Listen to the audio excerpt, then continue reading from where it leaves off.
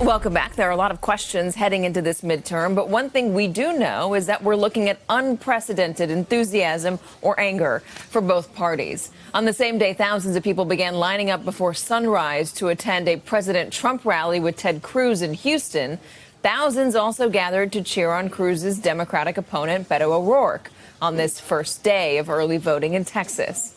They joined more than 5 million Americans nationwide who've already voted in this year's midterms.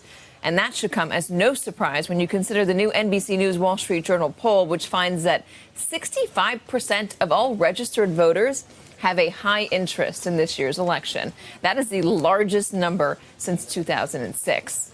But what's driving that interest and which party is benefiting most from early voting? That's still a question that we need to answer. To help do that, let's go to Mark Murray, senior political editor for NBC News. Mark, okay, when I go out and I talk to voters, I hear healthcare more than anything else. That is anecdotal. What do all of your numbers, your polling, what does that show to you? What are voters caring most about right now? Yeah, Katie, according to our NBC Wall Street Journal poll that came out yesterday, the economy and jobs is issue number one, and the close second is health care. And there's actually a really interesting divide. As you mentioned, Democrats are really the ones talking about health care. Republicans are the ones talking about the economy and jobs. Some of the other issues, Democrats are talking about the middle class. Republicans are talking about immigration. But clearly, this kind of jobs, economy versus health care is the big issues that are going on, and what we're seeing playing out in a lot of ads and in these races across the country. So who is it benefiting more, this uptick in enthusiasm, this uptick in early voting?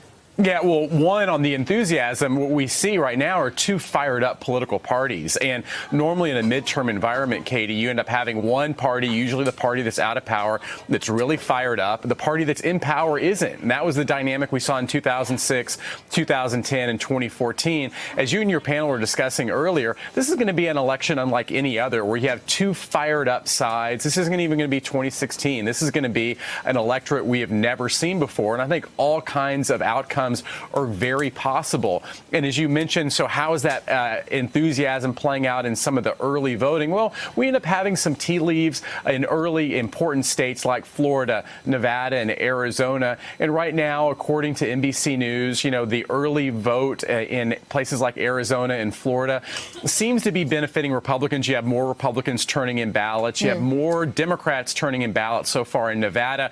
But not only are these tea leaves, Katie, they're also incomplete tea leaves. And one of the big reasons why a lot of this early voting, the ones that traditionally benefit Republicans, those are the vote by mail. And Republicans normally have a very big advantage there. Democrats have the big advantage in the in-person voting, where you actually go to the voting place and cast your ballots. And that's still ongoing. In fact, a place like Florida really hasn't even started their total statewide early voting yet. So we're going to need to check on these numbers a couple of weeks from now. And then there's one important caveat. We have no idea how the unaffiliated and independent votes breaking. We only see the Democratic versus Republican. So they are tea leaves. It's really fun for us to watch, but they don't give you the whole picture. No, they do not.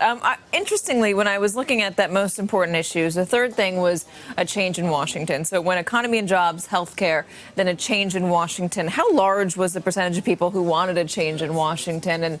And what does that say to you?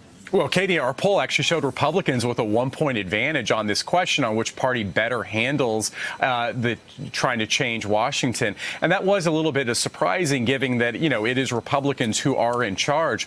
But what we've seen are really Democrats leaning into health care, not talking as much about a culture of corruption or their own version of draining the swamp and trying to bring change. They really want to stick to pocketbook issues, talk about health care. And one of the big reasons why, when I talk to Democratic strategists and the ones who conduct a lot of focus groups, they believe that many of their voters actually get depressed the more you talk about Washington and the more you talk about Donald Trump. And in a way, leaning in on health care is something that you're able to talk about, an issue that really doesn't demoralize your base, or at least segments of the base that don't want to talk about the president. I'm going to ask you, because you did so much of the prognosticating for us in 2016. You followed the polls so closely. When you look at 2016 and you look at today, do you feel that there is a big difference? Does it feel the same to you? What's your take? My take is, Katie, that one, elections are always unpredictable. The most that you can end up saying is who has the advantage or who would you rather be. And going into 2016, I was in the mindset of I'd rather be Hillary Clinton than Donald Trump. It turned out that he ended up winning, but it was still a possibility that he could win. Going in this election season, 2018, at least for the House of Representatives, you'd rather be the Democrats, but there is still a chance that Republicans can be able to hold on to power on the House of Representatives. So, one of the great things about elections and following this, that there are so many different possibilities that can occur. But I do think that one thing that we should keep in mind in 2016, usually the conventional wisdom is wrong. So I think what we should do with this unpredictable electoral environment is to expect the unexpected. Expect the unexpected is always a good motto to go by. Mark Murray. Mark, thank you so much. Thanks, Katie. Hello, YouTubers. If you're watching this, it means you've checked out our channel, so thank you. Now do me a favor, subscribe by clicking on that button down there. Click on any of the videos to watch the latest interviews and highlights from MTP Daily and MSNBC. You can get more Meet the Press content every morning in the First Read newsletter. If you're tired of content that you don't know anything about where it came from, you don't have to have that problem with us. NBC News, MSNBC, MTP, and the Meet the Press mindset right here for you on YouTube. Subscribe now.